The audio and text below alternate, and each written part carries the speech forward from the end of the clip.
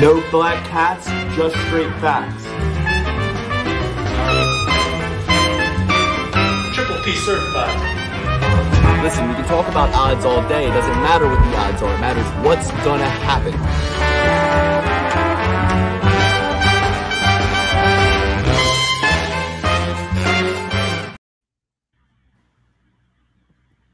I messed up the big entrance. Well, welcome to the Parlay Pursuit, everybody. How's it going? As you can see, there was another nuclear fallout from last week's event. The numbers have changed. The amounts next to our names have changed. I have come up for air. I have got my head above water, above the $1,000 baseline mark. If you don't know what we're talking about, we'll explain. But welcome to Perfect Parlay Pursuit Season 5. It is the beginning of Year 5, the beginning of Season 5, and we are trudging towards Alex Perez versus Tatsuya Taira. Alex Perez, a guy who clearly sold his soul to the fucking devil, because this guy has managed 2 main events in a month, and before that hadn't been able to put a fight together or a win in almost a decade. So Alex Perez, Zelzebub's puppet and prince, he sold his soul in blood ink to the devil to get all these main events. I'm convinced of it. Alex Perez, man, getting a fight against Tatsuya Taira, the boy with the best lips in the UFC. We're going to break the whole card down top to bottom. And honestly, I'm glad that we're doing it the week of. Having watched last week's card, I feel like I look at my record from last week, what I came on the show and told everybody that I was picking, and then I look at like how much money I won, and I'm like, a lot of those, I guess I switched over the course of the 2 weeks and didn't even realize once I saw the weigh-ins, things of that nature. So we're going to talk about Imavov versus Cannonier, give you all our hot takes. Then we're going to get into Taira versus Perez, give your picks top to bottom. Let's check in with the other two boys. Alex, Dan, how you guys doing? Alex, you lost a lot of money, boy. 325. So just so everybody knows, we started Year 5 with $1,000 deposit, and the game we're playing is how much money can we win in a year. So we're trying to turn that $1,000 initial deposit into as much money as we possibly can. The kicker is if you lose the $1,000 at any point, you have to pay the other two $100. And if you win at the end of the year, you get a 50% tax on the other two's remaining amounts. Okay, so bottom line is there are stakes to losing your initial deposit of $1,000 over Year 5. There are rewards for winning. So our game has actually never been sharper, and our minds have never been our heads have never been more in the game. It's more important than ever, because why, Alex? The reason why it's more important than ever is if you lose your $1,000, not only do you have to pay the other two $100, but you also are not allowed to bet on UFC again. Unless, don't be afraid, unless it is on your perfect parlay. So you're only allowed to bet your perfect parlay because this is the Perfect Parlay Pursuit. So we are pursuing the perfect parlay, which is every single fight that you pick that week in a parlay. So this week, there are 13 fights on the card.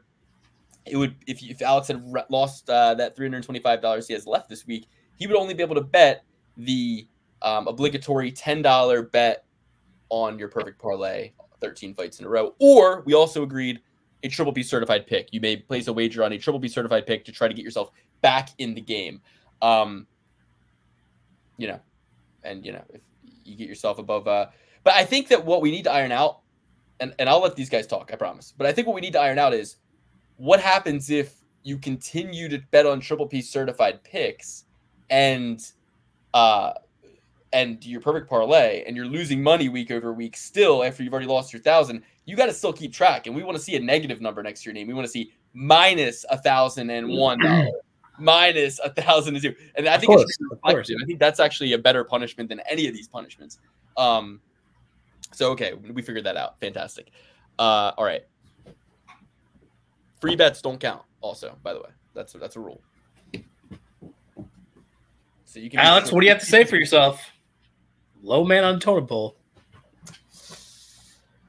It's rough.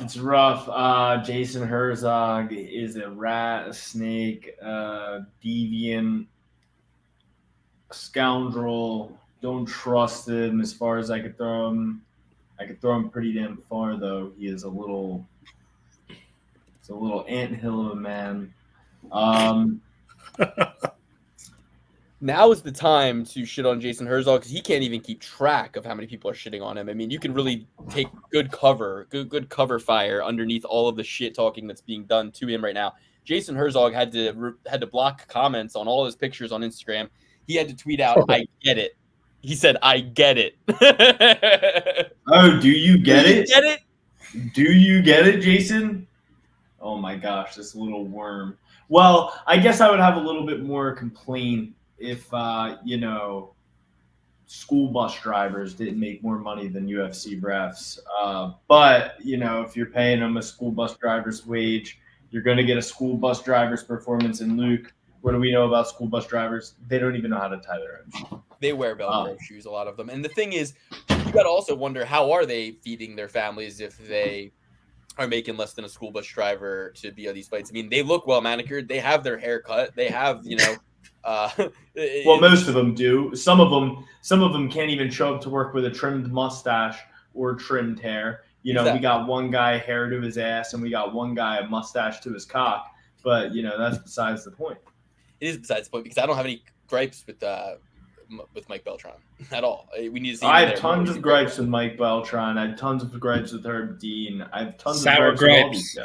To me, the four worst refs in the game are Herb Dean, Mark Not-So Goddard, the guy Jason Herzog from last week, and then Chris the other guy that Taoni. was on Joe Rogan podcast with the bald head. What's his name? Mark Smith. Mark Smith. Those And are the Chris four worst. Taoni. Oh, how did I forget Shrek? Shrek is worse than all of them, to be honest. Shrek is the worst of all of them. I've so written him off as just like, he'll be retired soon. Well, he has to be. He's 90 years old, right? So I'm like, he's got to be retired. I mean, he's not fleet of foot. At least Herzog's fleet of foot. He does nothing with it, but I mean, he's fleet. But Taglioni talking shit to my man Matt Schnell after that was unforgivable. But my point is, there's some really bad refs. I love Dan Murgliata. I think Give me Steve Mazzagatti. Give me Mario Yamasaki. Give me Kim Winslet. That is the worst heart ever. So, listen, let's talk through these fights real quick. Alex mentioned the main event, so we'll start there. Mavov was beating the bricks off of Cannonier. I picked him on the show. It was an obvious pick. Cannonier is a head case, a nut case. He's, he's great at being a brick wall and winning a close decision that nobody in their right mind thinks he won. I mean, he goes out there. He's the only one who thinks. And he's also the king of talking all this shit. He's one of those Chris Curtis types who talks all this shit about crystals and manifestation and going to Valhalla and being a warrior. And then goes out there and freeze frames, plays the fucking Flash dance, Frozen dance game, like he's in Batman, Mr. Freeze, Arnold Schwarzenegger. Doesn't, you know what I'm trying to say? No. He doesn't, he's like Yoel Romero. He doesn't, like, the fight with Izzy. What's the excuse there, right? We're having a staring contest. I'll give you that. I mean, he was thrown down in this fight. Let me give you my take real quick on Jason Herzog. Job well done, sir. You saved a 40-year-old man's life. No, shut up. You saved a 40-year-old man's life who's clearly gassing out and wasn't going to win the fight. He saved him, a ton of damage and probably 5 years on his life, okay? Like, if he doesn't... that's your takeaway? And that's my takeaway. If he didn't end it there, it would have ended 5 seconds later, 10 seconds later, 30 seconds later. It would have been over. Anyone really going to argue that Jared Cannonier was going to rally back and win that fight? Yeah. I would. Yeah, because you had money on the line. He wasn't. He was going to lose. It was the right call. I'd argue he won the first 3 rounds. I was watching the fight on. He wasn't going to win the rest of the fight. He was going to get knocked out. But he won 3 of the He was gassed out. He was concussed. He was wobbling around all over the place. And Imavov had crisp strikes. Like, he wasn't gassed at all. He was going to get destroyed. Dan, if what you're saying is true, why was Imavov a plus 128 underdog minutes before the stoppage? Because it was minutes before the stoppage, not seconds before the stoppage. Pretty close to the stoppage. Imavov was an underdog. It all happened like that. He landed a shot, and then he had him on the chicken dance. Listen, I agree with you. I'm just trying to help Alex out here because he's in the dark place. But here's the thing. So I think that Cannonier had done the chicken dance twice by the time Herzog stepped in. So I do kind of understand. Herzog, what he did was supposed to be done by the corner. If you're the corner, you do that. You throw the towel in, right? But if you're the ref, you wait till the guy hits his butt. We're professionals. This is a professional sport. These are professional athletes. They're paid to be there.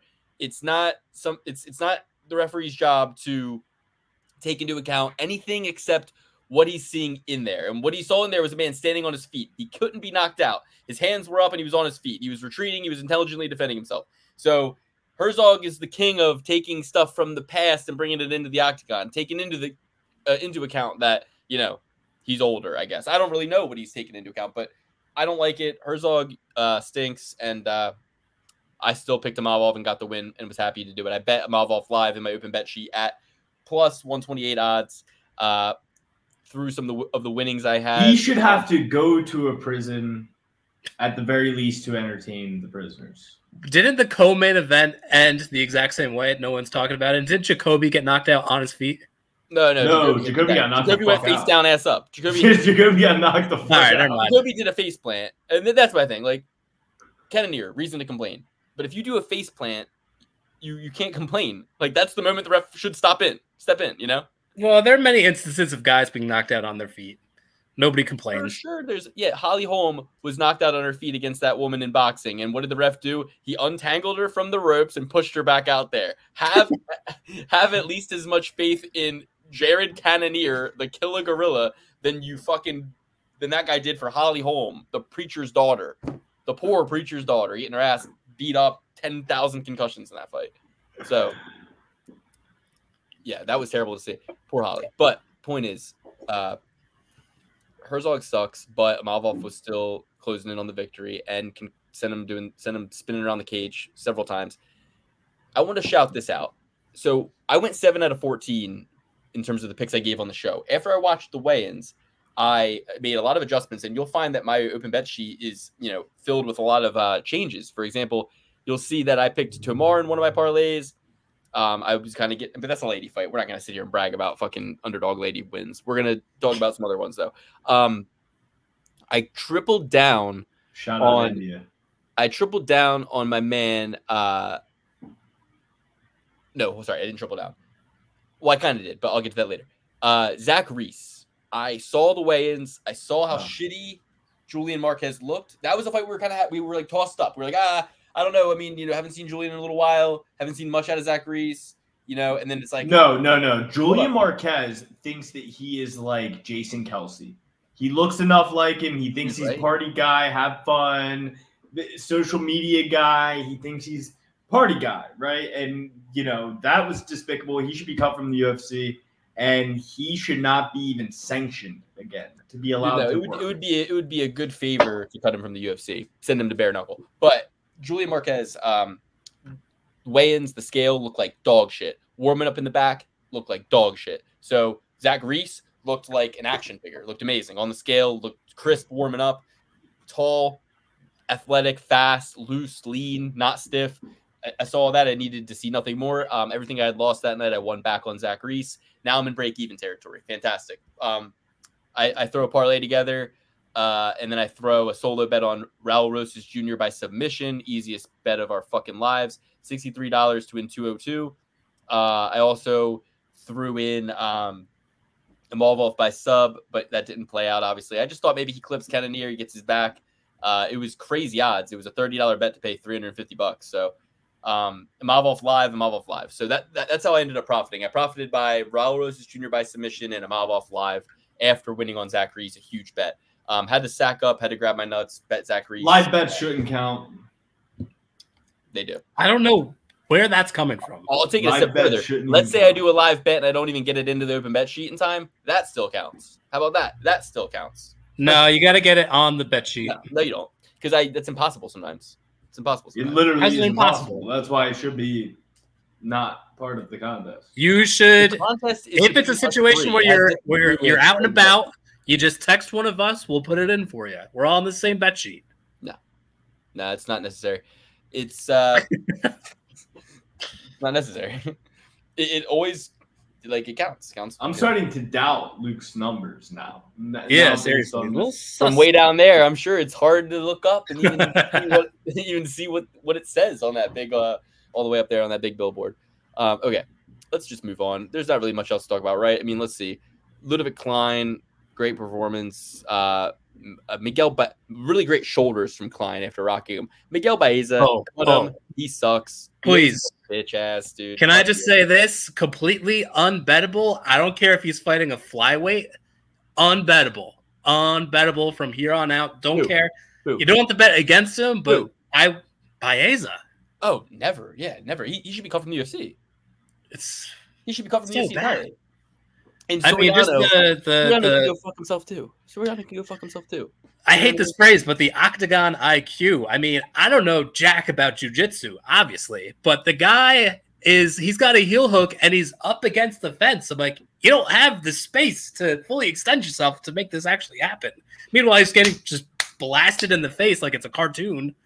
And he has no wherewithal to just be like, oh, maybe I'll just use this position to get up and strike him or something.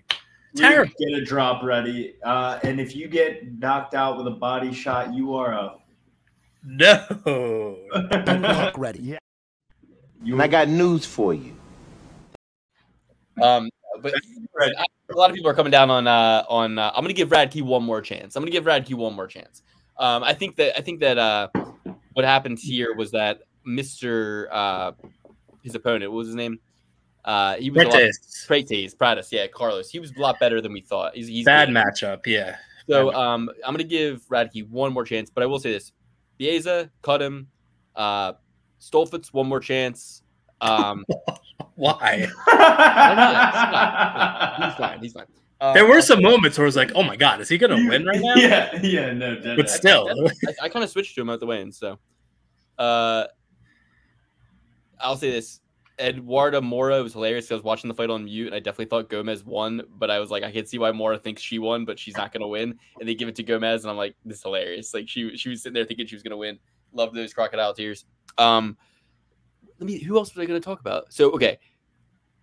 Cut Marquez, cut Baeza, cut Butler. Jesse Butler, of course, right? Cut Butler. There was another terrible performance that I'm forgetting to talk about. Baeza, I guess, is who I'm thinking, but okay. Raul Rosas Jr., I will say this. This guy, I don't like him begging for money after every fight. I want to get my mom a van. No one's going to give you $100,000 publicly. They're $50,000 bonuses. Like, what are you talking about, 100? You want 2? I don't like it. And I like him. I like Raul Rosas Jr., but no, I don't like anything about him, actually. I don't like his side profile. I don't like everything. Like his body, face, all of it. Like dude, Ricky Turquoise sitting here trying to go for a rear naked choke under that chin. What the fuck are you thinking? Dude, Ricky Turquoise and him in that ring together, I think what we didn't realize was that was the ugliest fight of all time. Like, in terms of the people involved. Like, those were two guys that are not getting into any club in America if they walk. And listen, I'm joking, guys. Here's where Dana White makes a viral video about me and goes, "This idiot said Raul Rosas Jr." Meanwhile, he's the coolest guy in the world, and everybody thinks he's the coolest king of Vegas. And like, hey, dumbass, he can't get into a club because he's 19. Yeah, that's the real reason. No, 18 to party, 21 to drink, baby. He can come to H2O in Ocean City. Listen, I don't know, man. I don't know. I like him. He's cool. No, fuck him. But those two in the ring, that was what did he say? You know when he finished the guy, he went No, I don't know what you're saying. This is you guys don't watch it sound, obviously.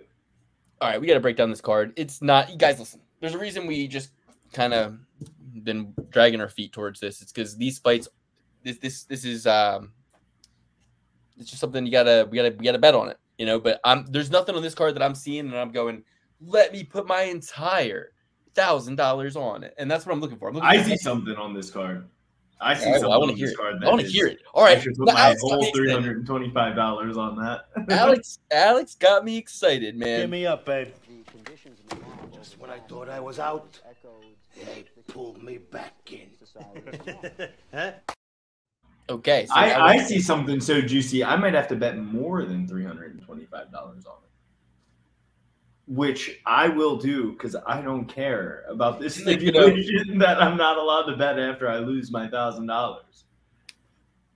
The kids these days also, they care way more about clout than looks. So like Raul Rosas, he goes back to his high school. He's getting any girl he wants because they're like, you're Instagram famous. That's what the kids care about nowadays. Oh, 100%, dude. Back in our day, if you literally were a kid who like was a weirdo and you went on TV or something, or like you got the equivalent version of fame for your like high school, no, people would hate you, and they would be like, you're an outcast, pariah, freak. Like I feel like our generation, Dan, our generation, not necessarily Alex's generation, but like hell no, it would bro. not help you at all. If you were famous for beating the shit out of people on national television, you can get any piece of I'm saying, okay, Alex, in any high school as a high school student ever.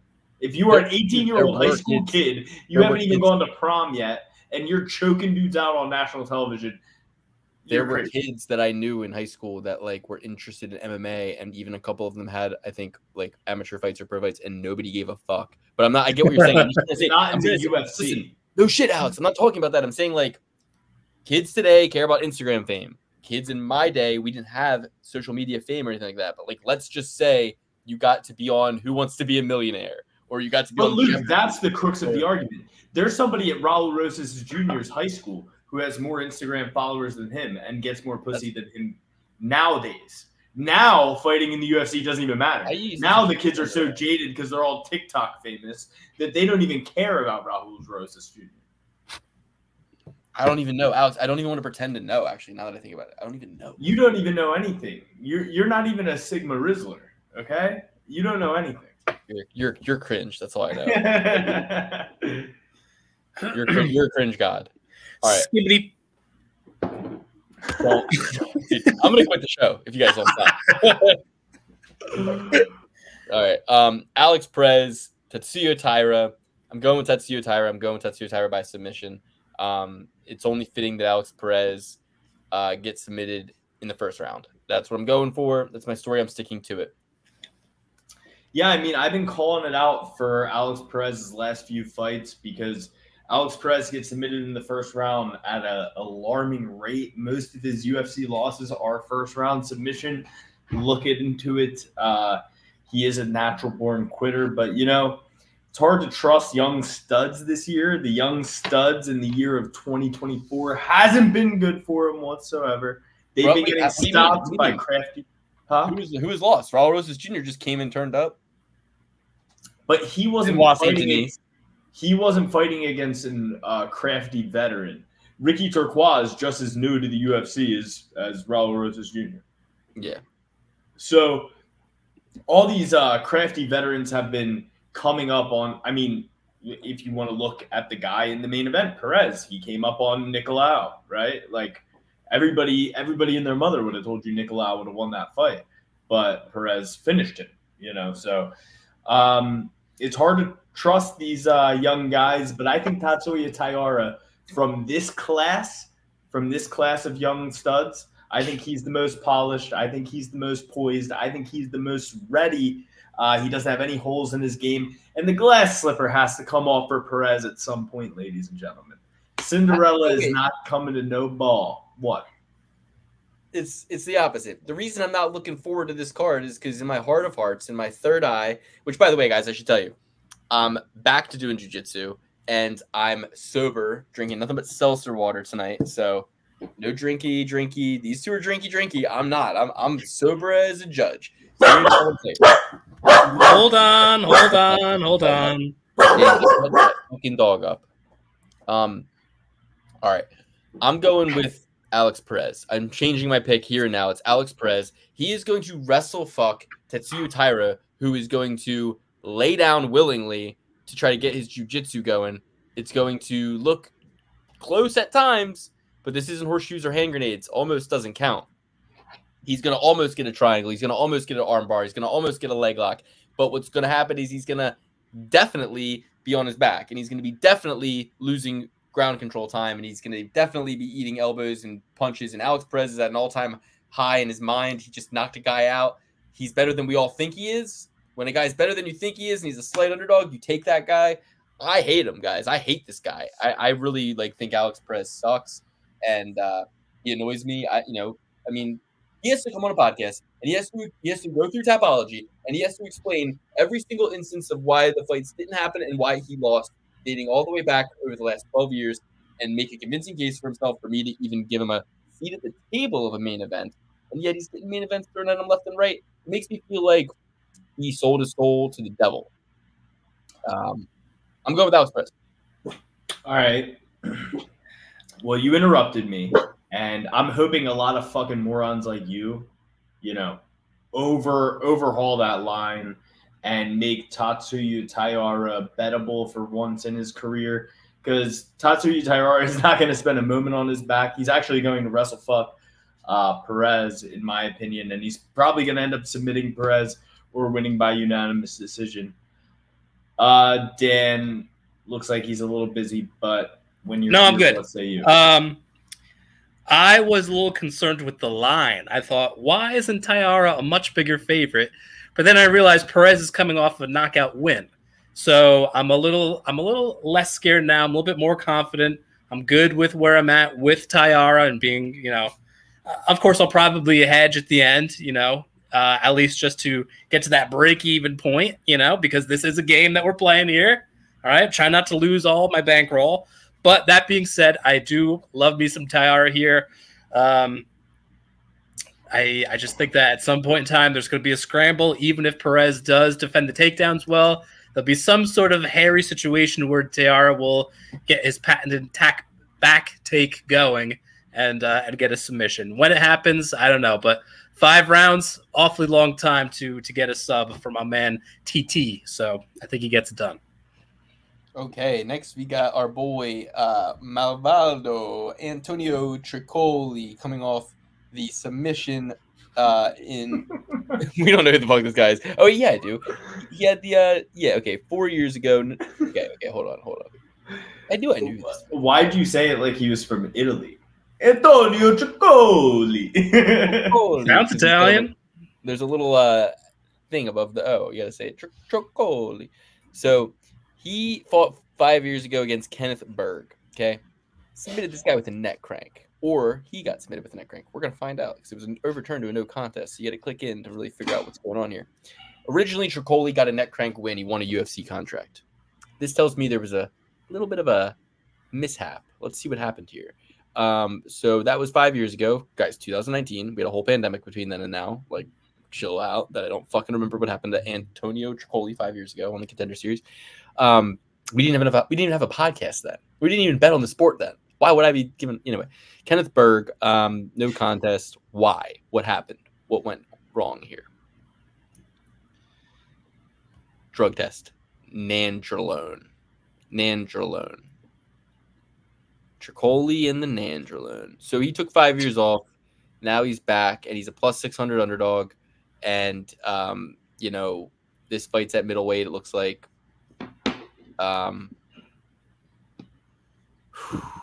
I'm gonna only go with Tricoli. I mean, yeah, Tricoli. Give me the Formoli that you took to beat Kenneth Berg way back when. Clearly, everything is going well for him now. He got the win, rear naked choke. Iskarov, Russian guy. I'm low on Russians these days, and I'm going with Do you remember when the show first started and I would only take fighters that I could create a pun with their name? When we first started, Tricoli, give me the Formioli. That is that's classic. That's a classic one. He's going to have a 6-inch reach advantage, a 5-inch height advantage. His last weigh-in was at 200 pounds. He's going to be fighting him at 185, it looks like. And he's also, just the line is so outstretched. Now, when you see this, is it possible Iliskarov still wins? Of course. But a lot of people are going to go Iliskarov minus 900. Let's downplay him to get a finish so that we can get better value. I think what really is going to be the case is that if he does win, it will be by decision, and that line will narrow. So you'll be able to get him at a better line live. I think it'll be a closer fight than people think. I can't guarantee a win from Tricoli, but at plus 600, I'm like, yeah, I'm going to do something with it. I mean, like, I'm going to do something with it. Nah, fuck that. I'm going to go with Ikram. And I'm going to also sprinkle money on whatever has the widest odds of means of victory, whether that be submission, whether that be knockout, whether that be decision. I will take whatever one has the widest odds just to get the dick hard, just to get the blood pumping. Dan, what do you think?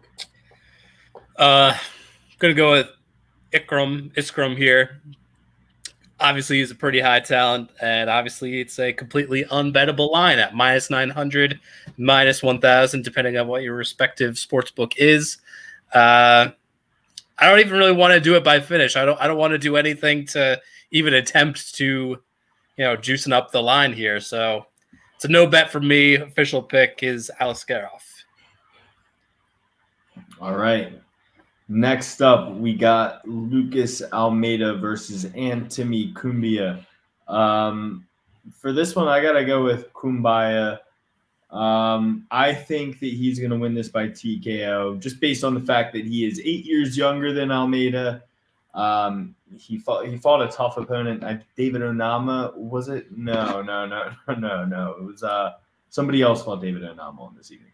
Karaji Oki. The Zulu Warrior. Yeah, I'm going with Cumbia here. I didn't want to. I wanted to go with Almeida, but this is strictly a vibes play, a strength of schedule play, and an age play. 8 years apart. Got to go with the younger guy here. I think Cumbia gets it done. Dan, what do you think? I like Almeida. I think he has some flaws as far as being able to stay on his feet. I'm not too sure about this Timmy Kwamba fellow. Do you know, can you inform me a little bit about his wrestling credentials? Does he have any grappling in his back pocket? I'm seeing a lot of knockouts, not a lot of subs. He's got some GMP. On there. But honestly, I know Almeida. I like him. He's a great Muay Thai fighter. He's aggressive. As long as he can keep this thing on his feet. He's 31 years old. He's 33, I think, actually. Still in his prime, a little bit borderline, but still in his prime, I'd say. I think at this point in time, you kind of have to bet where the fighter is going to be. I think by the time of this fight on Saturday, he'll have cleaned up his grappling defense just enough that he could stay moving forward with that aggressive Muay Thai and get a win here. So give me Almeida. I know he's a dog. He'll be one of many dogs on this card. I forgot to mention Cumbia. I think he was short notice. He came in and fought a weight class up, actually. Yeah, he was short notice, fought a weight class up. And one of the judges gave it to him against Oki, who was a highly touted prospect before that fight happened. Yeah, I'm staying with Cumbia on this one. Luke. Listen, dude, I'm staying with Timmy. I'm going with Timmy too. And here's the thing: Oki was a short notice fight.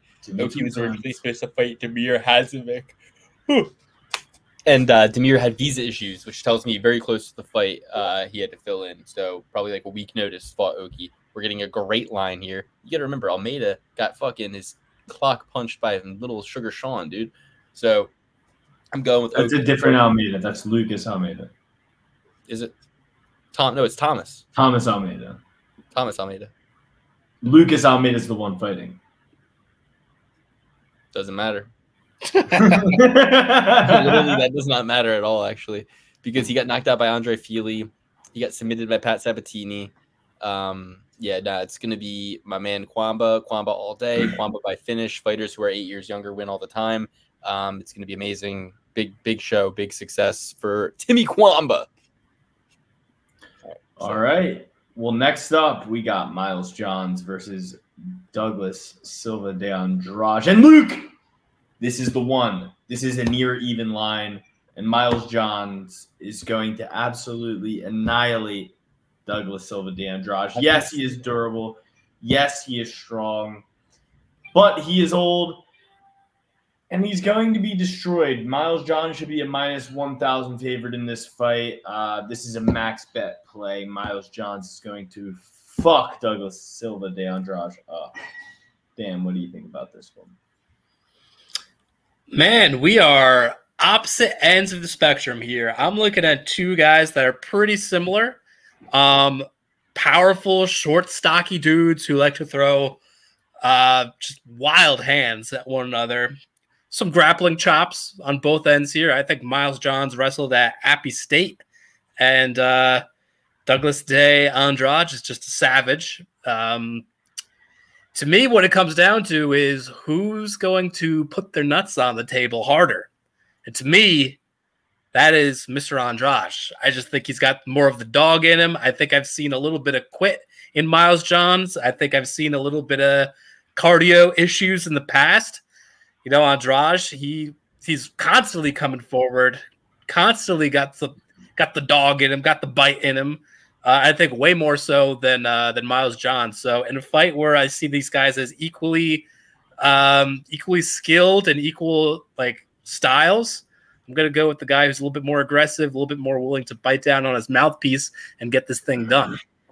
Well, Dan, the guy who discovered the 35 and older at the weight class 170 and under, Dan found that out. No one knew about that until Dan the Bitman came to you and said, these younger guys, when they or these older guys, they lose when they're at the lower weights. Geez, Dan came to you guys and said that. And now everybody wants to say it like it's the hot new thing. And Dan, all of a sudden, devil's advocate Danny over here, decides he's going to start fading himself in that regard. Like there's another Tyron Woodley around. Douglas De Silva De Andrade is not Tyron Woodley. Luke, go ahead. Sorry. Listen, he's 38. That's the number. That's why Dan said all things equal. It's like, no, not all things equal. He's 38 years old. So, and Miles Johns is 30. That's an 8-year differential, Luke. This is the max bet play of the card.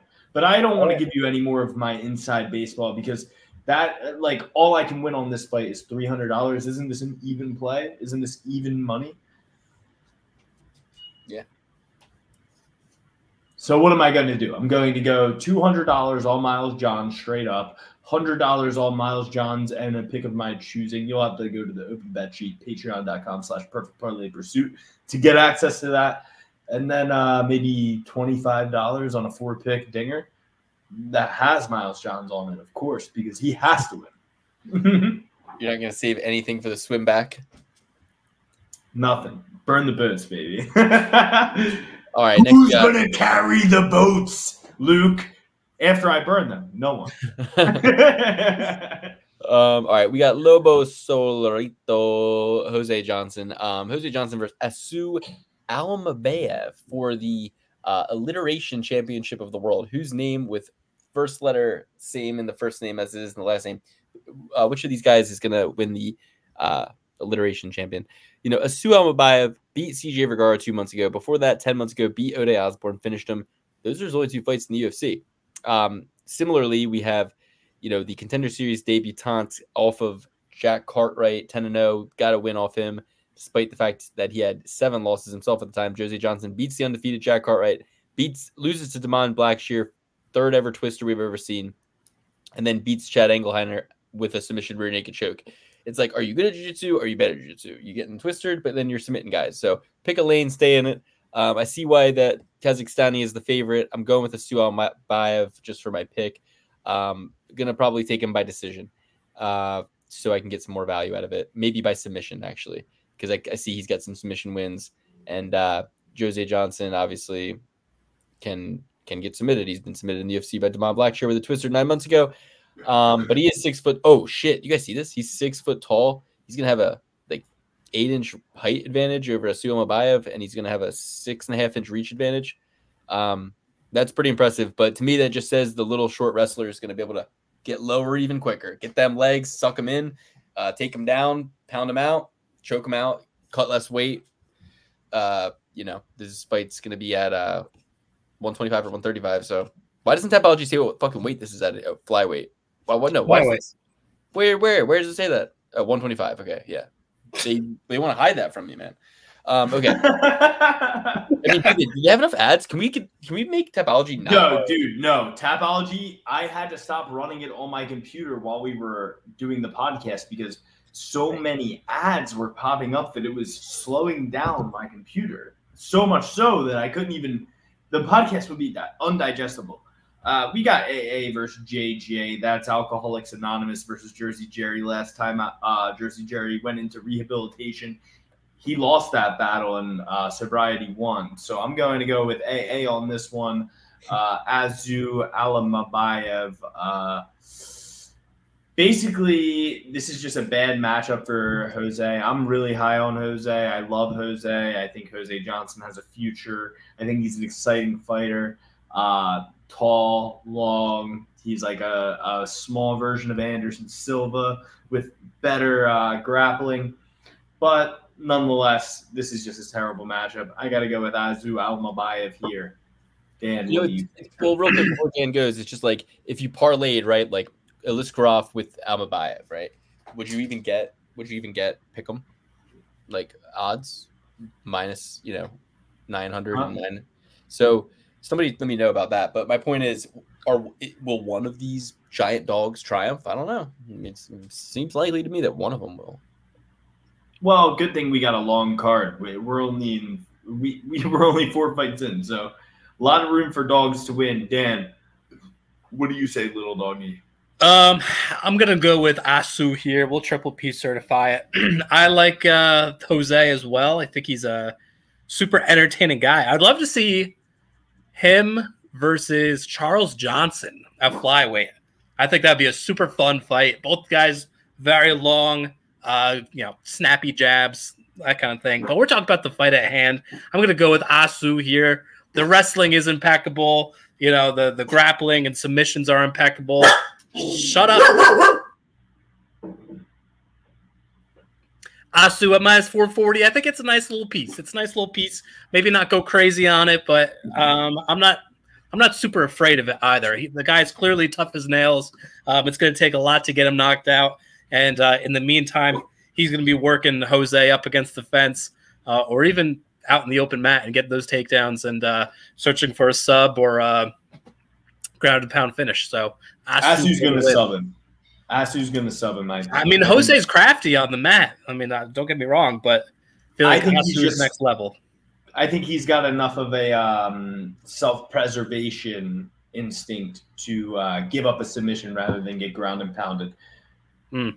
That's just me personally. Hey, listen, wait. That was the first Shelby certified pick of the card. So I want to make sure I play this.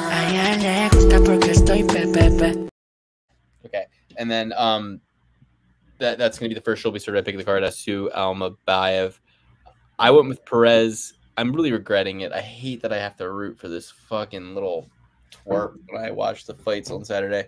So I want to switch that to Taira. I'm not gonna just yet. We'll see how it shakes out. We'll see how it shakes out at the end. Because I want to root for Taira. I don't want to. I want him. I don't want him to ever look back on this and think that I wasn't. You know what I mean? I want to hang out with him. Okay, Adam Fugit, Josh Quinlan. He can take this job and fuck it. Right, Alex? Me, Taira, and Shohei Ohtani, we're gonna go hang out with the bookies. Okay, that's what we're gonna. Speaking of, I heard there's a new show with Sebastian about bookies. It's an old show, dude. Yeah, it's on HBO. I've been watching Bookie. Oh, I gotta watch Bookie. Oh, is Why? It good? I gotta watch Bookie. I've not seen a good gambling show in a while. Okay, so look, basically the whole thing is about how the bookie is going dead, just like weed dealers. How weed dealers are going dead because of the legislature getting changed. The bookie is now going down. I'm sorry. Oh, it's set in modern America. I thought it was set in like. I'm 70s. Sebastian in modern America. California just legalized gambling, and I don't know what to do. Go to one of the states that doesn't have it yet. Why?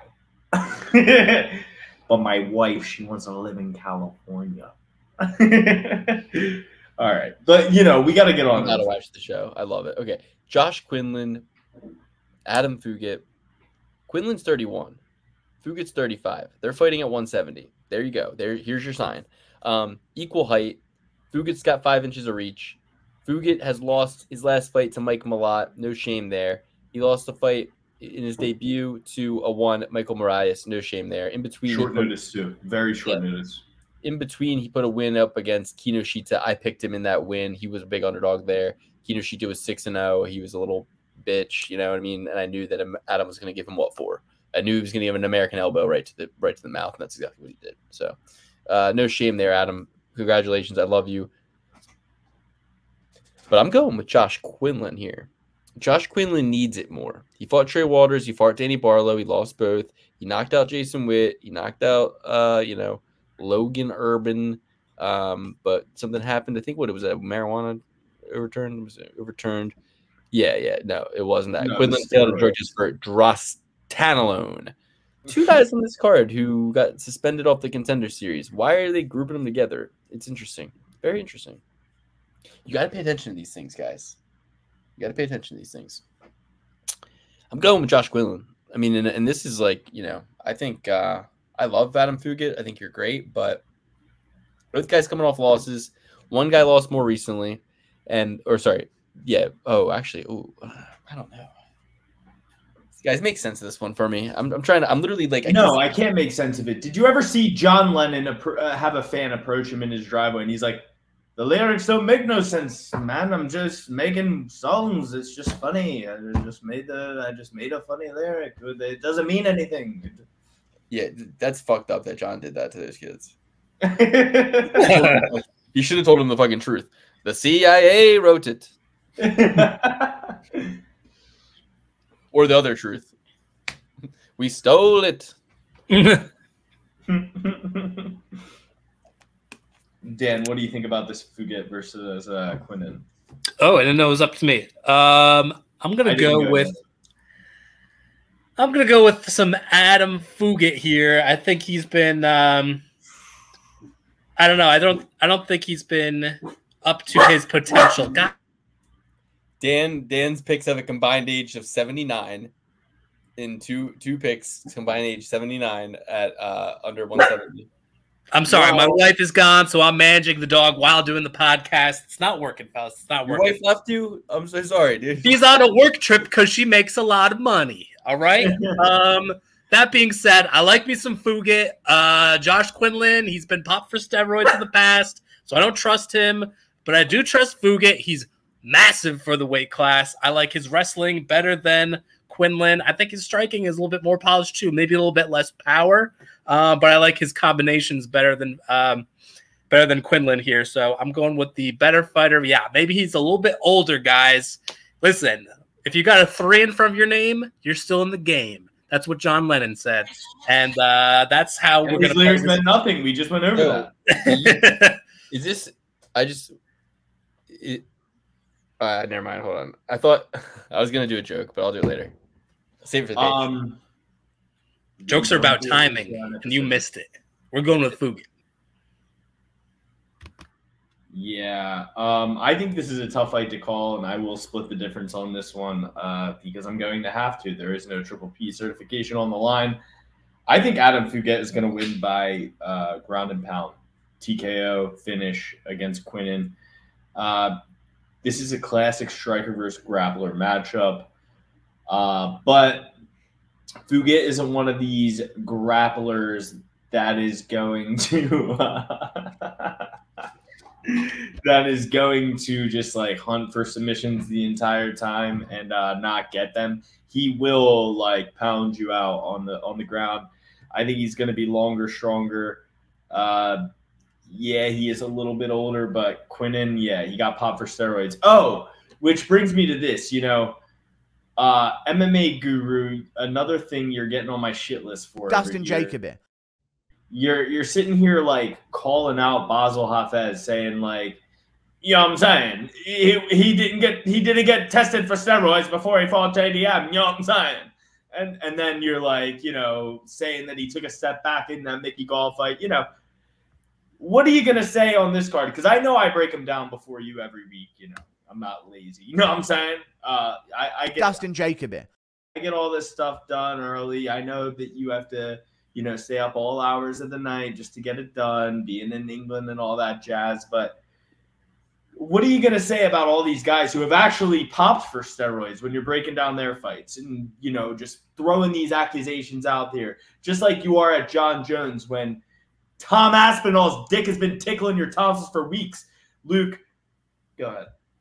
And I think when I come back as a heavyweight, I'll try to do more legally controversial shit. So, Adam Fugate, double P certified. I picked Quinlan, and I don't care. And I'm libertarian when it comes to the drugs in the UFC. I think who cares? Let them take whatever they want. You're not stopping anything anyway. The war on drugs has failed. Ronald Reagan is dead. Nancy Reagan is dead. Right? Am I right about this? I'm not saying like I'm saying like they are deceased. Like they have passed away. They are dead. Their legacy is in shambles. There's so many. No, it's not. Dan, what do you hate? You hate when Dave Smith says we our prisons are riddled with nonviolent drug offenders. Good. That's like I'm like I don't know. I hate when Dan Smith says anything. I wish they would strap a muzzle on that guy. Oh, Dave. Oh, that's your takeaway? Listen, this isn't about What Dave a Smith. loser. This isn't about Dave Smith. I'm just saying that Throw him in jail. Nancy Reagan and Ronald Reagan's legacy is at this point nobody has any respect for the war on drugs. So we got if Johnny on the street corner can walk into any dispensary and buy pot, then why can't Josh Quinlan take stuff that's going to make him big and strong and do his job better? I don't understand why that's fucking wrong. Like in all these people's minds, like They're both wrong. Well, Luke, that's the problem. Half the They're both stuff. wrong. They're both wrong. All right, Dan. Luke, So what are you that's gonna the do? problem. You breathe Aryan? You breathe Aryan, Dan? You Breathe Aryan? Yeah, you just breathe air. You just breathe air and meditate in the fucking mountains. Is that what you do?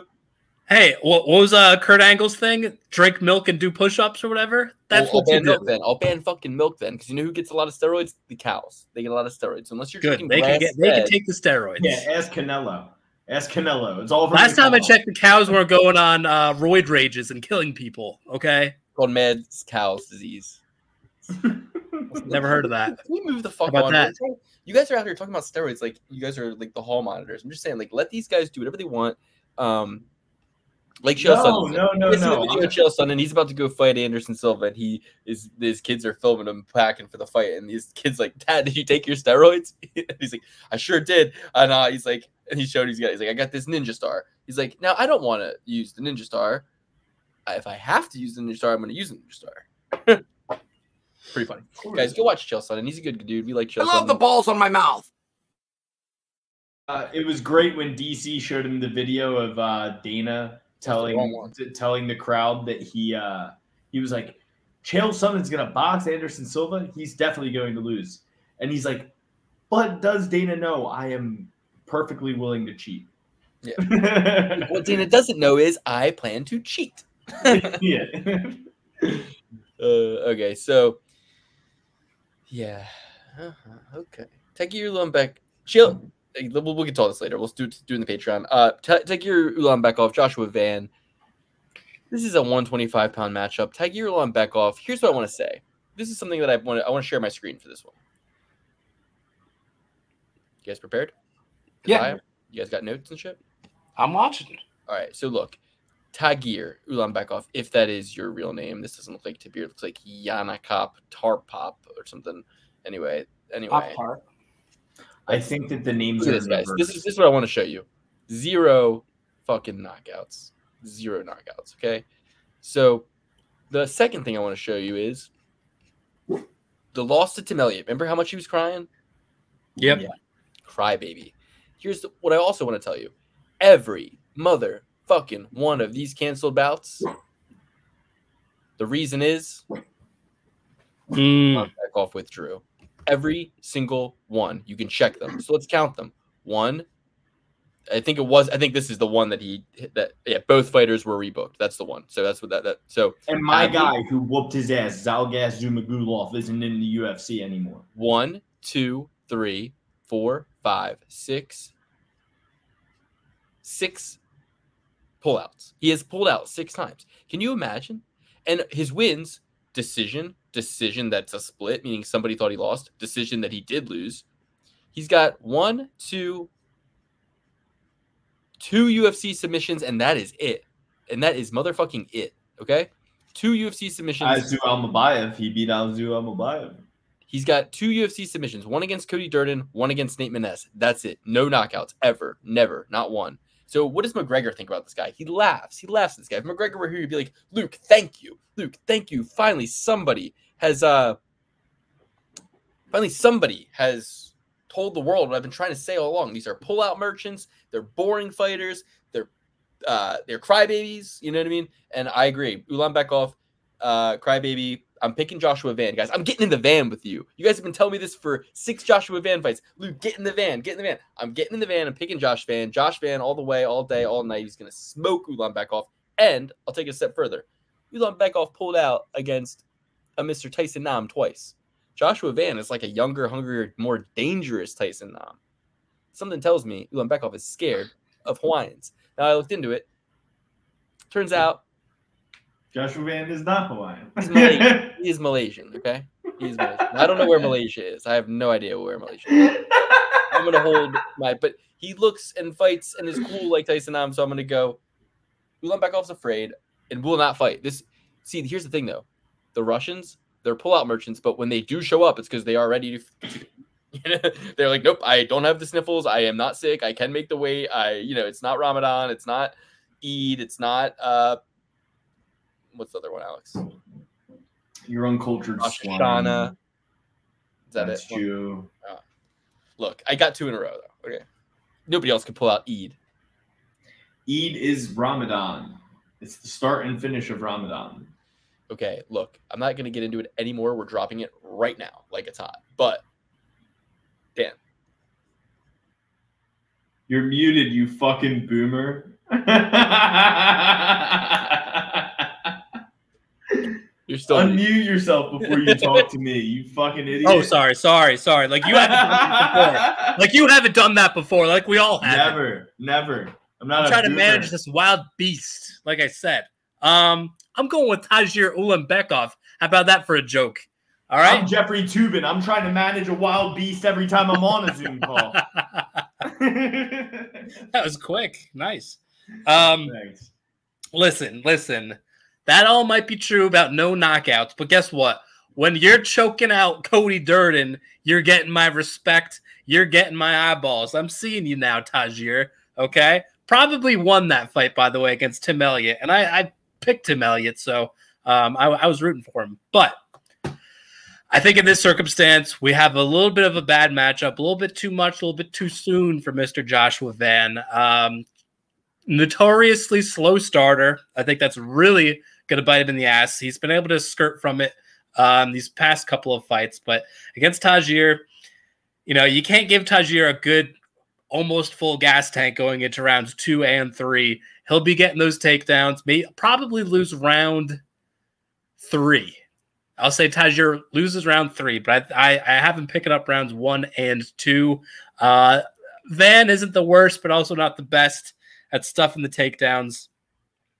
Granted, I don't think takedowns mean as much as they once used to in the UFC, both in point scoring and because everyone's pretty damn good at getting back up at their feet at this point in time. But I think Tajir he's at a high enough level that he could get 2.5+ minutes of control time, ground and pound, submission attempts, enough to win the round over. So I think he's a -2. Don't matter as much. Ulanbekov doesn't even get takedowns. He's like a pull guillotine kind of guy.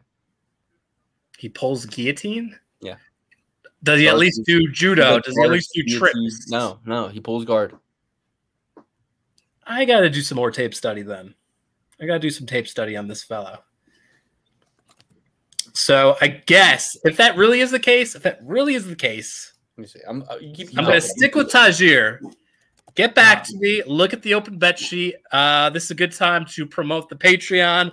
Go to patreon.com/perfectparlaypursuit for all of our picks for the actual card, all the bets, the competition. It's getting hot. Will Alex survive this week? We'll see. So I'll see you there. Maybe Tajir will be on there. As of now, I'm picking him, but we'll see by the time Saturday rolls around. All right. For me, I think this is the exact same fight as the last fight we broke down, except easier. You got a striker versus a grappler. I think Ulanbekov is going to control the grappling exchanges in this one. I love Joshua Van, but this is his fight to lose. This is, not in the expression not in the way that expression is usually meant. He is going to lose this fight is what I mean. He doesn't hit as hard. You got to think, it's the same exact matchup as the Quinnen versus the Fouguet matchup, but this is at 125 and that's at 170 or 185 or whatever. I'm way more worried about Fouguet not getting the fight to the ground than I am Tagir Ulanbekov getting knocked out. Like, Quinnen has a way better chance of knocking out Fouguet than Joshua Van has knocking out Ulanbekov, just based on the fact that he's 125 fucking pounds. But Josh Van stands very square. He throws a lot of kicks, and I love his style, but as Dan said, very slow starter. And I think that'll bite him in the ass on this one. And his square stance is going to lead to a lot of takedowns. Tagir Ulanbekov is not going to have the most favorable output of, the viewership of this fight, but he's going to have a very dominant fight over Josh Van. He's going to come on him early, and he's going to come on him hard, and he's going to come on him fast. Big pause. All right. Nate Maness, Jimmy Flick. Nate Maness all the way for me. Wow, minus 400 favorite. Other people are just as blindly in agreement as I am. That's what I'm talking about. Yeah, I'm going with Nate Maness, even though I will say Malcolm Gordon's a fucking idiot. Yeah, the break looked good against Malcolm Gordon, but like you said, he's an idiot. So I'll leave it up to you guys. But I'm taking the guy with the reach, the height, the will to win, the will to be there. I don't know. The guy who didn't retire. Yeah. Maness versus Flick. This is madness. This shit's got me bricked. Maness is going to kill him. You should have said this is mayhem. It's got me bricked because mayhem is Maness's nickname. Brick is Flick's nickname. Well, how about this? Jimmy the Bick Flick. The Bick lighter. Did you know the lighter was invented before the match? Interesting little tidbit. Okay, now for the pick. I'm going to go with Nate Maness. I did know that, and it is insane. How does that even fucking work? It has to do with whatchamacallit. Because Flint. I was like, it rhymes with what we're talking about. I can't pull it out. Yeah, Flint. Brady Highstand, Bam Bam, Brady Highstand. Can't stand this guy. Garrett Armfeld, love him. Whooped on Kazama for me. The second American they pair him up a lot. Fouguet and him, they send him and Fouguet overseas to whoop up on everybody from the Road to UFC card. He whooped up on Kazama. Fouguet whooped up on Kinoshita. They both finished their opponents, did us proud. He also whooped up on Brad Katona for me.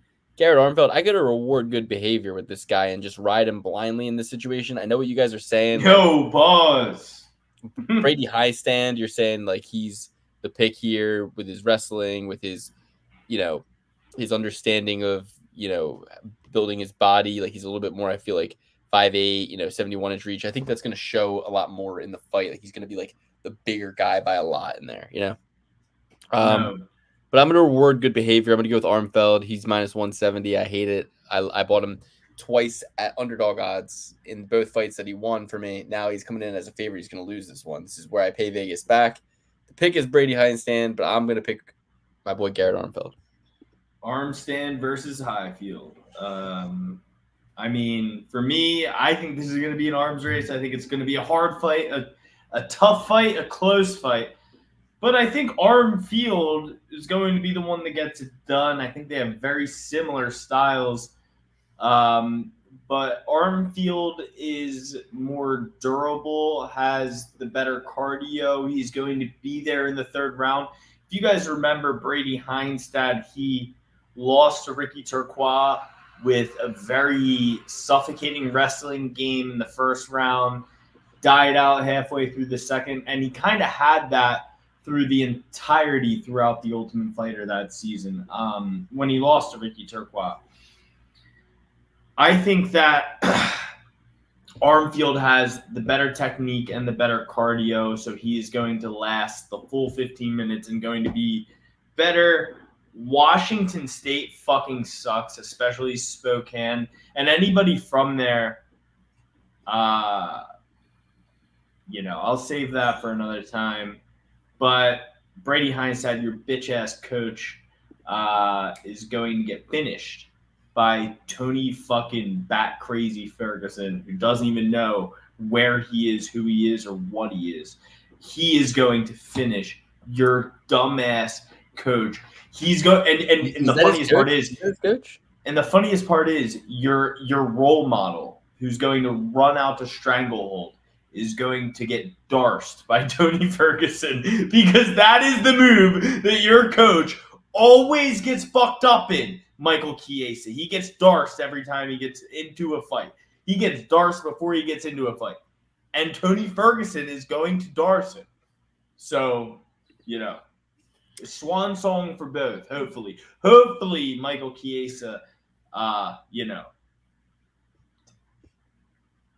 doesn't fight again is the D that I was going to say in that scenario. Dan, what do you think? Yeah, so I take exception to a couple of things you said. Number one, don't you dare ever insult the Spokane wrestling program, because guess what, bucko? I've seen Vision Quest, and you're no Loudon Swain or Shoot. They both beat your ass, okay? Especially Loudon. So that's number one. Let's go to something positive here, though. Let's go to something positive. I agree with the pick, because Brady Highstand is no Loudon Swain and he's no Shoot. So this ain't a scene. It's a gosh damn arms race. Already used that joke. Garrett Armfield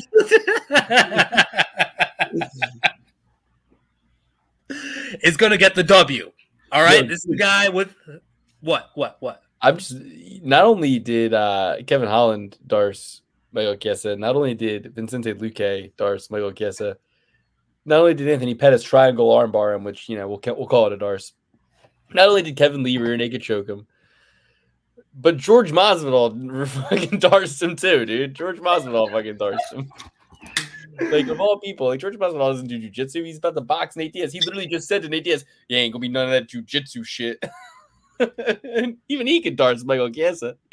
Dan, you might be able to darce Michael Chiesa. Nate Diaz was like, hey, that's because you suck at jiu-jitsu. I mean, it's like, yeah, and meanwhile, so he comes out to stranglehold, and it's like the only people he's ever choked are people from his backyard in Washington. Darcy James, fucking, who else? Let's see. Wow, how ironic.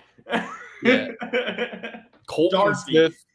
You choked out Darcy, and you lived a life of getting darsed for the rest of your life. It's like, and then, okay, Jim Miller and Benel Dariush. Like, his best win is Benel Dariush in 2016. Before Benel went on his win streak, right? So it's not even. And by the way, he was supposed to fight Tony right after that fight in 2016. He was supposed to fight Tony Ferguson in 2016. That's when Tony should have got him. Now it's almost 10 years later. At least he loves his mom. Don't you ever talk about my mama. Yes, another guy with 0 knockout wins. 0. Goose egg. I can't. And a weight bully. A weight bully. Until Dan and I are in super big weight bully. He talks about my mama. And like, would make the reporters feel bad for him. I remember him on the scale. He's like, "This is my last one, guys. This is my last one. I'm not gonna do it again." He's like, "Oh my goodness, this is the last time I'm ever gonna do this." Dude, this is him and Anthony Smith's game. That's their whole entire thing. It's like, oh, you never know when I'm gonna take the gloves off. You never know. You gotta have the cameras in there. You gotta give me a post-fight interview, because you never know. I just wish that Chiesa and Smith both could fight Conor McGregor in one night, and we could just get them both paid and get them out of here and never see him again. You know what I mean? I can't stand to see Michael Chiesa. I can't stand to see Anthony Smith. I can't stand to see Chris Weidman. They're all it's insufferable, dude. It's the whole thing's getting to be so insufferable. What do you want me to say? You guys want me to sit here and lie to you? Carlos Oldberg is going to knock out Jamal Hill. Who took? All right, yeah. Carlos Oldberg is going to knock out Jamal Hill. Sorry. One fight at a time, young Padawan. All right, let's go. Carly Justice, Carly Judice. You ever see Real Housewives New Jersey, you stupid fuck? Is that what? Oh, Judice! I thought they like to play with tops. Oh. Woo! This guy, that was, if it's good, we're not on the Patreon. If it's good, it's not offensive, and that was good. That was good. Yeah. All right, so Gabriela Fernandez,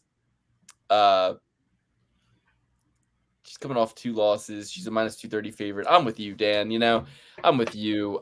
This girl, despite being 3-1, she had a hell of a fight against Ernesta Karikate.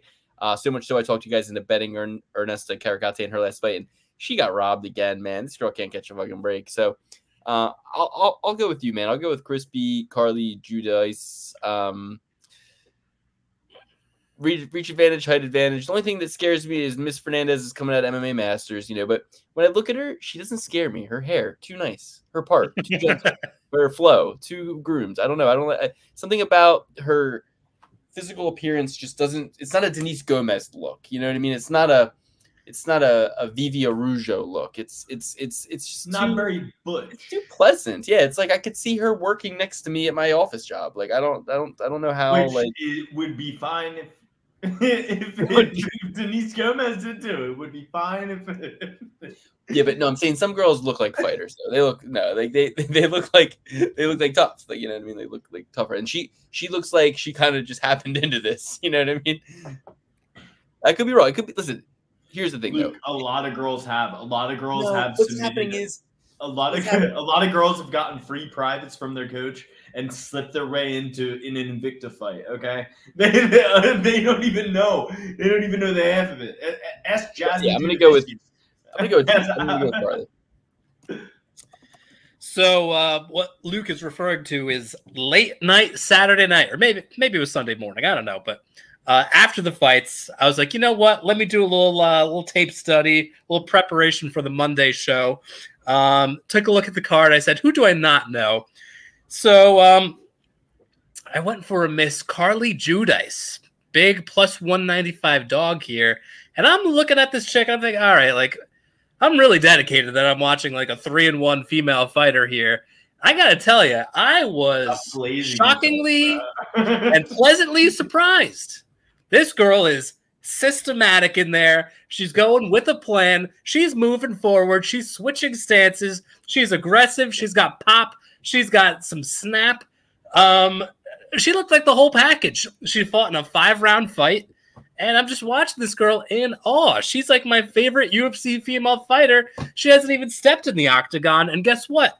She lost in her Contender Series fight, a split decision, as Luke alluded to Miss Carrot Cake, and she still got the UFC contract, which just shows that the UFC is high on her. I mean, what other 3-1 female fighters that lose in their Contender Series fight is just going to get a contract in their next fight? So the UFC's on board. I'm on board. The +195 dog is going to skyrocket us to big-time profits. Carly Judice. Thank you. Hey, listen, I'm with you on this. And here's the other thing. I just want to know. Why are you laughing then? You're laughing at my response. I see the smirk. I see the grin. What's going on? You're up late on a Saturday night. You've had a few pops. You're sitting there and you're like, which fight should I watch? And you're like, let's see. Like, I don't know. It just seems creepy that you're watching the lady fights. I was watching the ladies fight. It'd be a little bit creepier if I was watching the men, don't you think? No. No. I'm saying, like, there's culpable liability. She sees you 2 a.m. watching 2 ladies beat the shit out of each other on your laptop in the darkness. Oh, you're talking about my wife? Oh, yeah. Is she believing that it's tape study? Is she believing it's tape study? Is she like, And Dan, while you're doing this tape study, you're beating your Marnik man below the fucking desk. Okay. All right. See, you got to take it through. You always got your Judice joke was good, but now we're getting into some weird stuff. No, right, one of these girls fought Marnik man, didn't they? Well, or is that the next one? This next fight is the easiest one of the night, in my opinion. Let me make a pick, you fool. I could use the bathroom anyway. I don't listen to people with less than $400. It's a thing. I don't know. Sorry. Oh my gosh. Sorry. How great would it have been if he just got up, no pants? That's and folks, that's usually what happens. If you see a cut during the episode, Luke is getting up for the bathroom and he doesn't commonly wear pants. So you see him nude and he has to cut like 2 minutes off. That's usually what happens. Nobody says anything incorrect. I'm going with Judice on this one. Well, fuck you. Now you're picking Judice. You're making fun of me, and now you're picking Judice. You never even make fun of you. You never even seen the gal fight. I didn't make fun of you whatsoever. Yeah, I did. Well, you were because I saw you laughing too. You think I don't see behind these glasses? I see everything. I was laughing at the fact that you were watching Judice at 3 a.m. Oh, so you were laughing. So you were laughing. I was laughing at the fact that you were doing tape study on Judice at 3 a.m. like a crackhead. And you know what? I'm glad I did. It was entertaining. You'll see. That is like you need to get rehabilitation for something of that nature. But anyway, I'm going with Judice. The chick she lost to is the girl who was tall and long, who arguably won a fight. What was her name, Dan? The girl she lost to on Carrot Cake. Carrot Cake? Who the fuck? What the fuck? She lost to Carrot Cake. Who the fuck is Carrot Cake, bro? That's the last name of the woman she lost to. Karakati. Yes. Tall Romanian chick, long. I thought arguably Ernesta won her last fight against Donnie Barbosa. But, based on that, I'm going with Judice here. I think Fernandez sucks. Fernandez beat Marnik Man, right? Not a very good or was that is that another girl on the card? That's why I brought up Marnik Man in the first place, you fools. Not too sure. I'm a Marnik Man. It's tough here, dude. We got to get rid of this Tapology stuff. No, not Marnik Man. Okay, well, anyway, no wins in the UFC. Older chick, 30 years old, aging like milk. Give me Judice. Listen, $500 bet would pay close to 1,000. Wow, you should do that. It's tempting. It's tempting. I mean, I could do it. Alex, I could do it. I mean, I think I'll do at least, I don't know, what percentage of my bankroll should I? Well, how many units? Dan, how many units? I'm going to do, all right, guys, I'm doing 90 units. This week was good. I bet 30 units on Zach Reese. It was sick. I won back the 30 units I lost in various parlays that went down with, let's see, who did they lose? Who lost it for me the most? Okay, let's see. When Charlie Radke died in there with the body shot, we won it all back with Zach Reese. Shout out to Zach Reese. Whatever it is you want, you already got 50K for that. I don't need to make anything happen for you. But yeah, no, Zach, that was great. And Alex was saying I had a 30 unit bet on Zach Reese. 30 units. 30 units on Zach Reese. I'm about to put 30 on Carly Judas. Another 30 unit bet. You're muted, homie. Wow, what an ass! I made fun of you. Dan, I made fun of you, and I did it. Ah! So we will be certified Carly Judas. That makes it a 50 unit bet for me minimum. All right. Jekka Sargi, Weston Wilson. I'm going with Jekka Sargi. It's the easiest pick of the card, in my opinion. Weston Wilson, complete joke. We got to play the video real quick of Yellow Belly. Dana White talking shit on Wonder Boy. So, if you watch the show, I got a bone to pick with Wonder Boy because I was going to clean up betting Michelle Pereira at underdog odds against Wonder Boy. Michelle misses weight by 2 or 3 pounds. Wonder Boy doesn't fight him. And all of the MMA community just rallies behind him. Oh, we love Wonder Boy. We love Wonder Boy. He's the man. It's like, oh my God, Crimey River, this Ultimate Fighting Championship, guys. Let me give you a little additional context to this. Luke also thought he was going to rob a bank when one Kevin Holland fought Stephen Wonderboy Thompson. So now he's got a bone to pick with him for life. No, the real bone is that Kevin quit on his stool. Kevin said no mas on his stool, took no flack for it.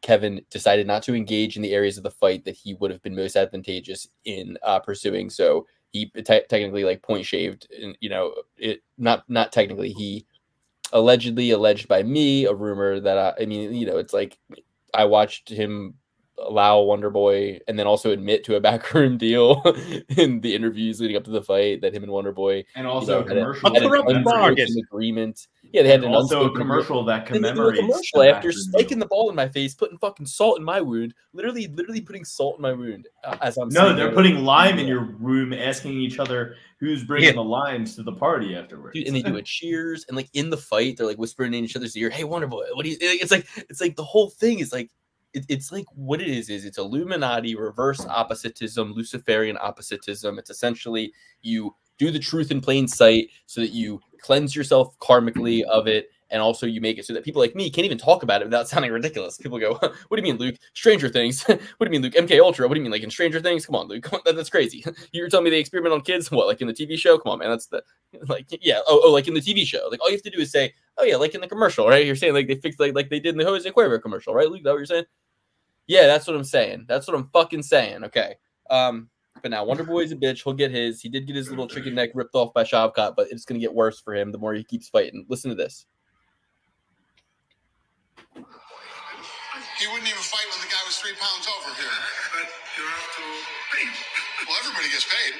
What does it mean if he beats Wonder Boy? What does it mean if he beats Shavkat? You next, Anton? 100%. Agree. Done deal. Hear that? And Khabib says, "I agree." Hold on, one more time.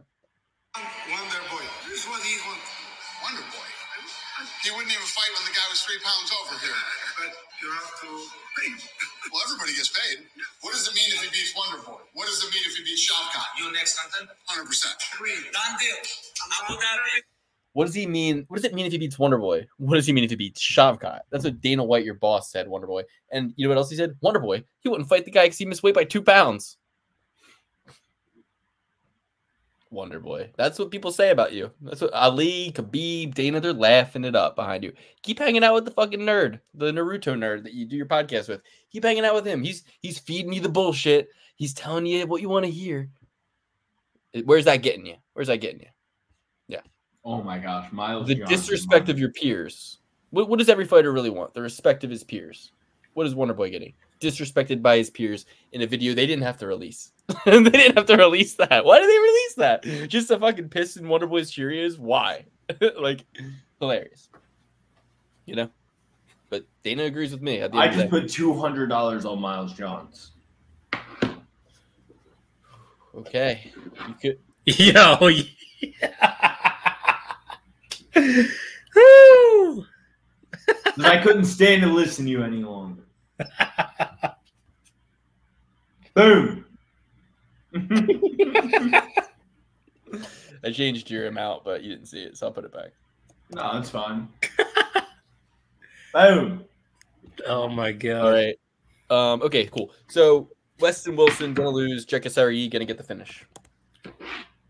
2 big underdogs in a row. Weston Wilson gonna get this win.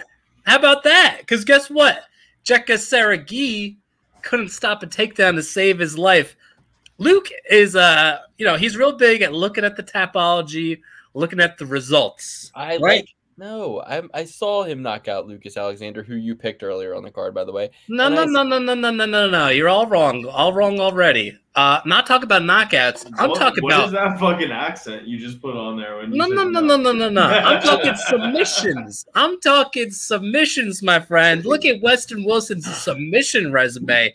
He's got about 15 subs on that topology. Okay, he's got in karate combat. They weren't even allowed to do submissions. Well, then that's even more impressive that he's landing submissions in a contest where you're not even allowed to land them. How about that?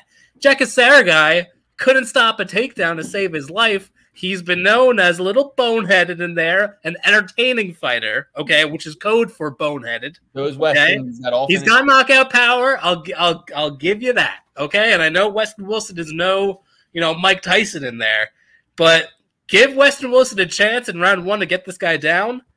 He will give up his neck, Jekasari. So that's what I'm banking on. I see that this is going to be the parlay killer for most people out there, and I'm jumping on it. All right? I'm jumping on it like a trampoline. Right. You're probably right. I'm not even going to bet Jekka in many parlays, if any at all. You're probably right. Yeah. So Carly Judice Weston Wilson. How much is that if you drop 100 bones? 2 of those Would parlays. you say that Luke and I are Dr. Jekyll and you're Mr. Hyde? Is that a Dr. Evil impression? What was that? What was that accent? Dr. Jekyll and Mr. Hyde. I understand the reference. I'm talking about your accent. Have you ever read a book? You got all those books behind you, but have you ever read one? Who wrote Dr. Jekyll and Mr. Hyde? Mary Shelby, of course.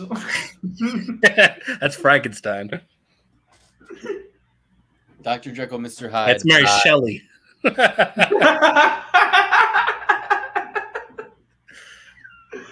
Ford versus Ferrari. Alex, so you picking Jekyll or Weston or what?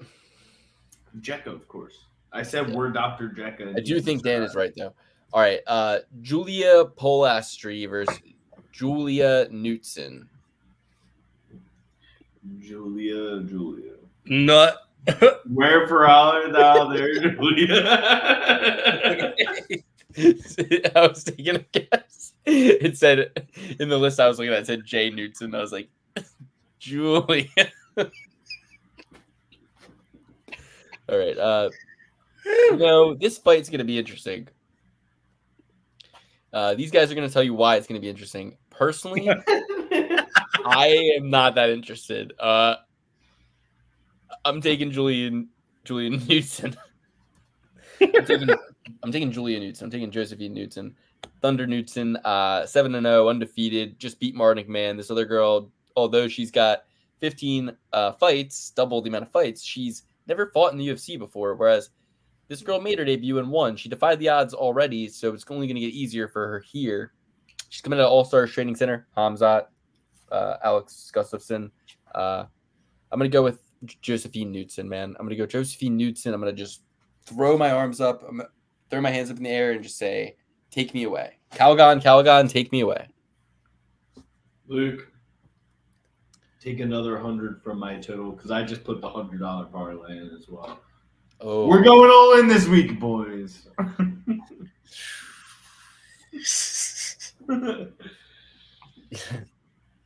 So here's the question. What's going on? What if somebody goes out, Dan? Do we get to add their 100 to our total and bet with it? No.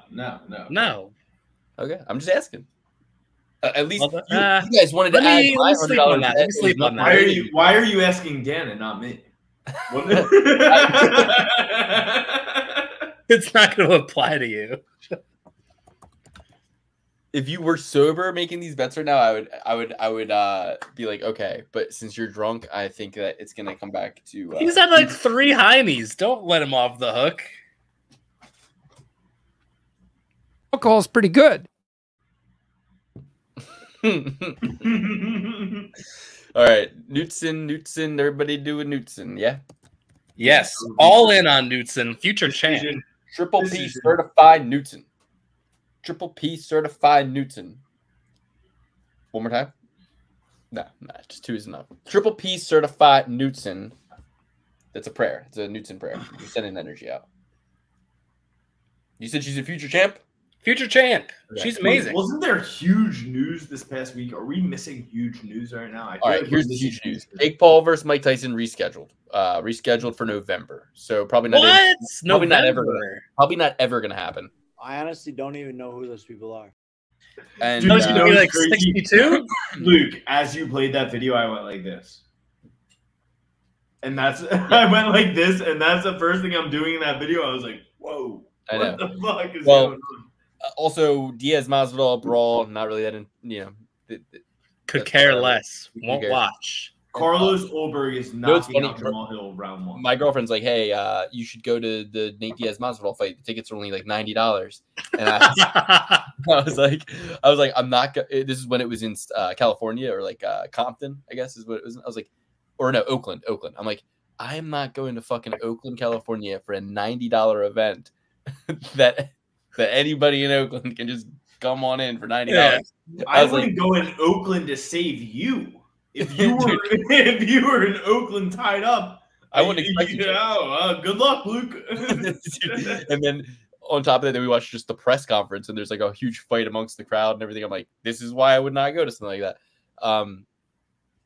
But honestly, not. Yeah, it's more the Oakland thing than the fighting at the crowd thing. We had some ruffians in New York chanting for Masvidal next to us, and we almost got. Yeah, dude. In hindsight, that was stupid. We shouldn't have been chanting for Nate as much. They almost probably wanted to fight us. Anyway, Shailin Nordonbekai versus Macaulisa Costa.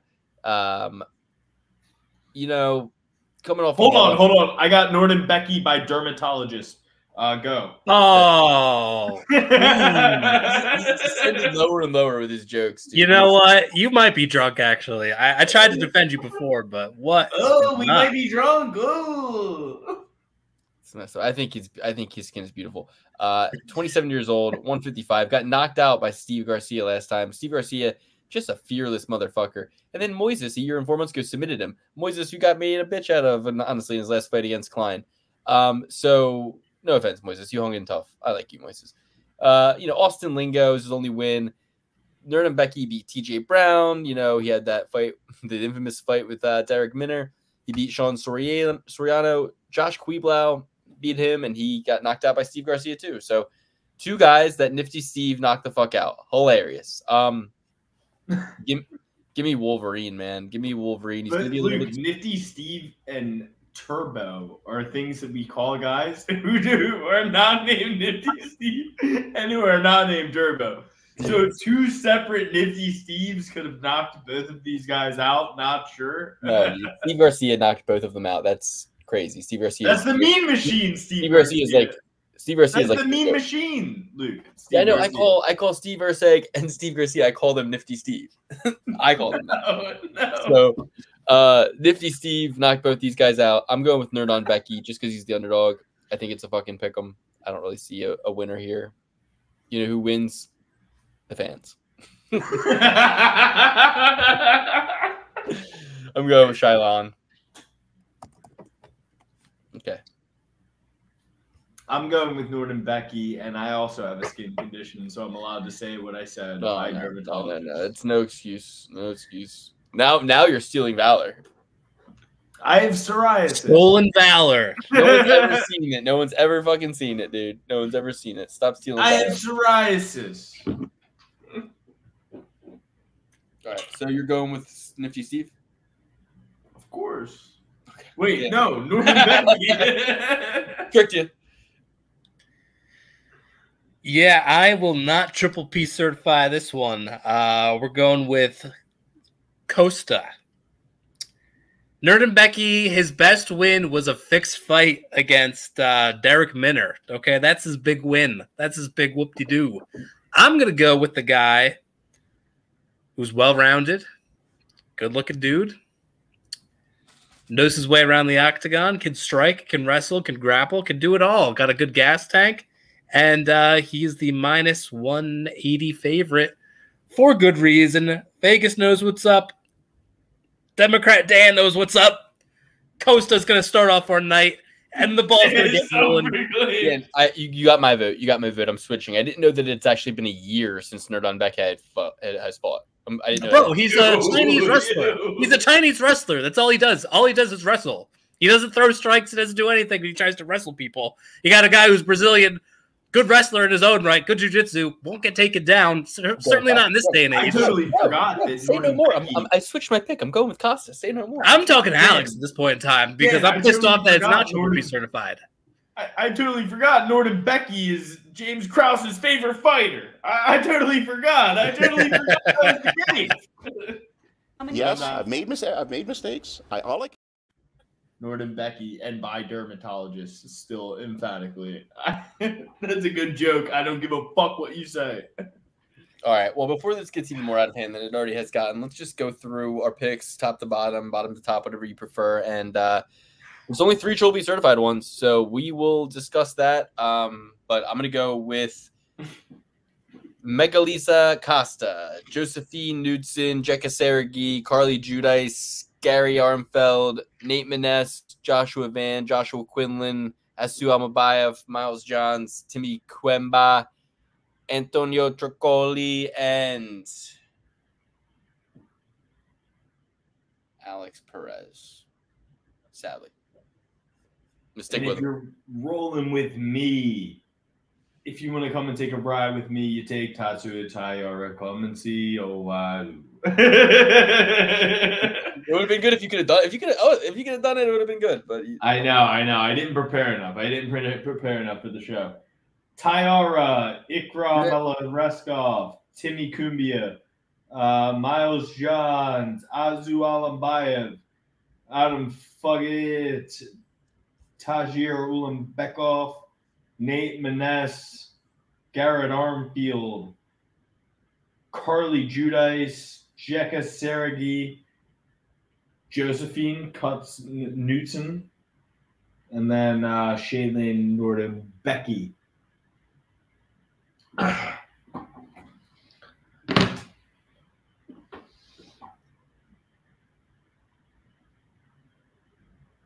if you go with my perfect parlay, there's only 10 of them right now that are out, I think. I only see 10 on FanDuel at least. But if you go with my perfect parlay, $10 bet pays 5,662. That's Costa, Knutson, Sergey, Judice, Quinlan, Manes, Van, Armfeld, Amabayev, Johns, Kwamba, Perez. 10 to pay, 5-6. I'm going to throw that in right now. Just a little $10 bet. But that's the, odd subject to change. Oh, shit. Dan hasn't been in here the whole time? Holy shit. Sorry, Dan. I was literally sitting there waiting. I'm like, let me fill the air, I guess, with something to talk about. No, it's all good. My laptop died out, so I'm going rogue. Alex, you be my little henchman. Read off the fight. I'll tell you my pick. No, I got you, Dan. I got you. Hold on. Dan, you're going with Tatsuya Taira, Ikram Aleskrov, yes. Lucas Almeida, Douglas Silva de Andrade, Asu Almabayev, Adam Fugit, Tagir Ulanbekov. Now, in this next one, I don't actually have this one written down. Manes versus Flick. Manes. Okay, that's a trophy certified pick. Trophy certified Manes. Four of them, right? Brady Heinstadt. No, he's got Armfield. Another trophy certified pick. That's five trophy certified pick. Carly Judice. Yeah. Trophy certified. Weston Wilson, Josephine Newton, trophy certified, and Mogalita Costa. Dan, you look like fucking Bilal Muhammad right now, bro. My eye! You actually do. Okay, so you're the man. Asu Almabayev, Nate Manes, Gary Armfeld, Carly Judice, and Josephine Newton are the 5 trophy certified picks. I like all of them, except, to bet on, obviously. But thank you all for joining the show. Thanks for watching us. Sorry today's episode was a little bit silly, guys. I think Mercury's in retrograde. I think that Jupiter's ascending. And we're going to have to move on into this shitty-ass card. But just enjoy this nice summer weekend with your families. Don't let this card get to you. Let's just check the start time real quick. Beautiful weather. The fights are going to start at 7 p.m. So I want everybody. The main card or the first fight? Prelims. First fight. Oh, that's beautiful. 7 p.m.? Let's go. I love that. So I want everybody, this Saturday is Father's Day weekend. I want everybody to go and do something during the day on Saturday. Get outside, even if you just take a nice long walk. Really exhaust yourself and come home and maybe take a nap if you need to before the fights. I've been falling asleep during the fights a lot myself. Hey, Luke, you coming home to see Daddy? You coming home to see Daddy? Probably or what? not. No drinking during the day. No drinking until the first fight. Let's get through the card and have a great time, everybody. Let's work out on Saturday before the fights. Let's have a good full day with our families or friends and enjoy ourselves. Thank you, everybody, for joining the show. Enjoy our picks. Get in that Patreon if you want to get our open bet sheet where everything's nice, neat, and organized, and we have our open bets placed. Follow along with this grand race that we're doing. Alex he's putting it all on the line this week, guys, so it's either going to come up good for him or come up bad, but we'll see. Thank you, guys. We love you. Enjoy, and good luck to you this weekend. See you, everybody. Godspeed. We love you. I'm trying to find the fucking exit music. I can't. Everybody, sorry. We love you. Just going to exit without the music. Da-da-da-da.